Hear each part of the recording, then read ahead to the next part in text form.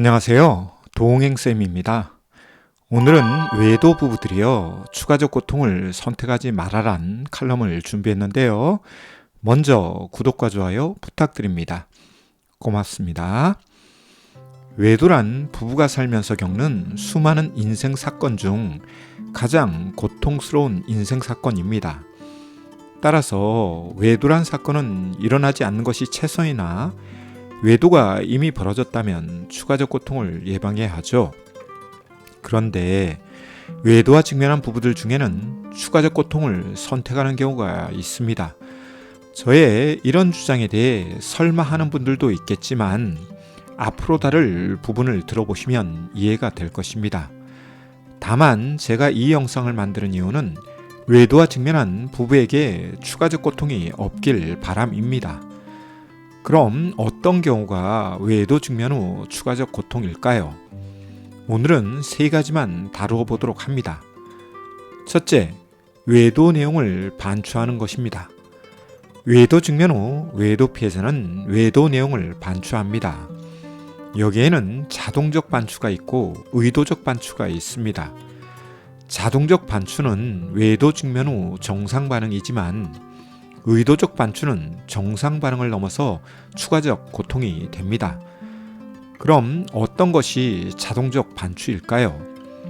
이는 외도와 비슷한 자극으로 인해 생기는 반추로서 외도가 벌어진 장소, 지명, 지역을 듣거나 지나갈 때 혹은 외도 상간자 이름과 외도 관련 사물 및 현상 때문에 생기는 자동적 사고에 의한 반추가 자동적 반추입니다. 대표적인 것이 외도, 삼각관계, 그리고 불륜 등과 관련된 영화, 드라마, 음악, 미술, 그리고 뉴스 등이 있죠. 이런 자동적 반추는 외도 직면 후 어쩔 수 없는 현상입니다. 따라서 이런 것까지 억압하고 회피하려면 외도 트라우마는 더 악화되는 경우가 있습니다. 그런데 이것보다 더 심각한 것은 의도적 반추입니다. 외도 직면 후 알게 된 외도 내용 이외에도 추가적 외도 내용을 계속 파거나 위자료 소송으로 인하여 알게 되는 외도 내용을 합리적으로 이해하고자 추가적으로 파는 경우 외도에 대한 자동적 반추가 아닌 의도적 반추가 되죠. 이것은 추가적 고통을 만들고 외도 트라우마가 됩니다. 그리고 이런 증상은 강화라는 과정을 거치면서 하루에도 수없이 외도 내용에 대한 반추를 하지 않으면 불안해서 어쩔 줄 모르거나 화와 분노가 폭발하죠. 따라서 외도 직면 후 추가적 고통을 만들지 않기 위해서는 외도에 대한 의도적 반추를 자제할 줄 알아야 하죠. 반대로 외도와 외도 내용에 대한 집착과 몰입을 할 경우 외도 트라우마로 인한 부작용이 생기죠. 한편 제가 외도 상담 중에 듣는 이야기 중 하나는 외도 행위자가 외도 내용에 대한 고백과 자백을 넘어 외도 내용을 수시로 꺼내면서 외도 피해자를 조롱하거나 추가적 고통을 만드는 경우도 있다고 하는데요. 이는 외도 직면 후 부적절한 언어이며 태도입니다. 외도에 대한 잘못을 인정하고 반성한다면 외도 내용을 무용담처럼 이야기하거나 외도 내용으로 외도 피해자를 조롱하는 것은 지양해야 합니다. 둘째, 피해의식에 빠지면 추가적 고통이 발생합니다. 외도 직면 후 외도 피해자는 피해의식에 빠지기 쉽습니다.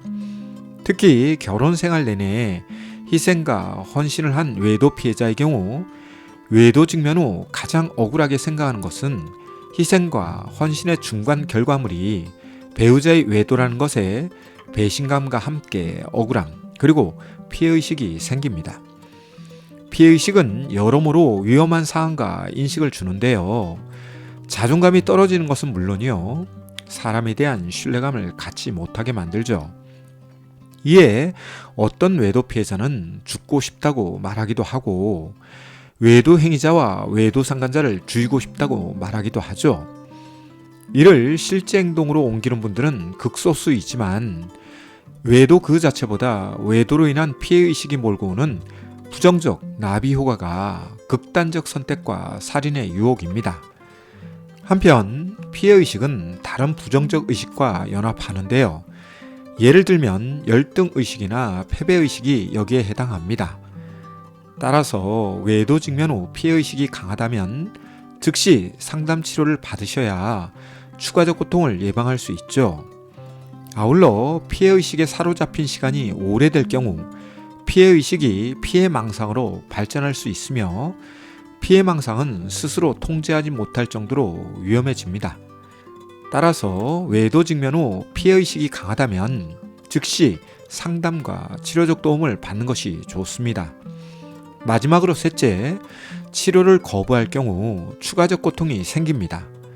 외도란 사건은 부부 사이에 일어나는 사별 그리고 이혼과 함께 3대 인생 사건입니다. 그 이유는 스트레스 지수가 가장 높은 사건이기 때문이죠. 따라서 외도 직면 후 상담 치료를 받는 것은 상식적인 것입니다. 몸이 아픈데 1년 후에 치료받겠다는 사람이 없듯이 마음이 아픈데 참고 넘어갈 수 있다거나 나중에 치료받겠다고 한다면 이는 상식적인 것이 아니죠. 아울러 외도 직면 후 치료를 뒤로 미룰 경우 고통을 떠나 시간은 흘러가기 때문에 차후 상담 치료를 받을 경우 묵힌 시간만큼 치료 시간이 필요합니다. 외도 직면 후 1개월 만에 상담 치료를 받는 경우와 1년 후 상담 치료를 받는 경우는 예후와 효과에서 차이가 나죠. 그런데 많은 외도 부부들은 이런 것을 간과합니다.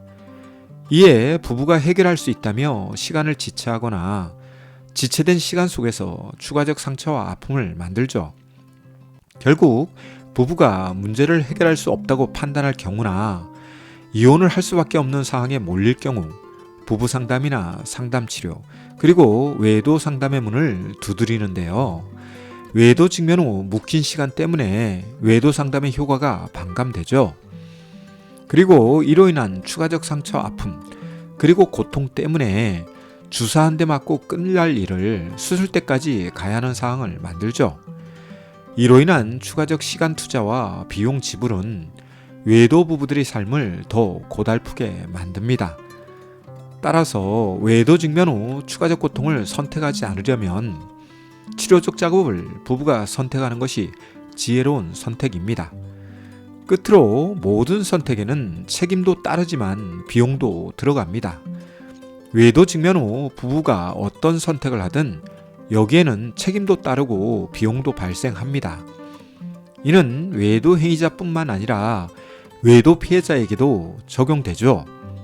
따라서 외도 피해자 중에는 외도 행위자의 태도 때문에 상담 치료를 거부하거나 참고 넘어가는 경우가 있는데요. 만약 이런 선택을 외도 피해자가 할 경우 그로 인한 책임과 비용은 외도 피해자의 몫이라는 것을 잊지 마세요. 그리고 비용 중 가장 비싼 비용은 고통이라는 비용입니다. 부디 이런 비용을 지불하지 않기를 바랍니다. 오늘은 외도 직면 후 외도 부부에게 생기는 추가적 고통에 대해 다루어 보았는데요. 내용에 공감되었다면 구독과 좋아요 부탁드립니다. 고맙습니다.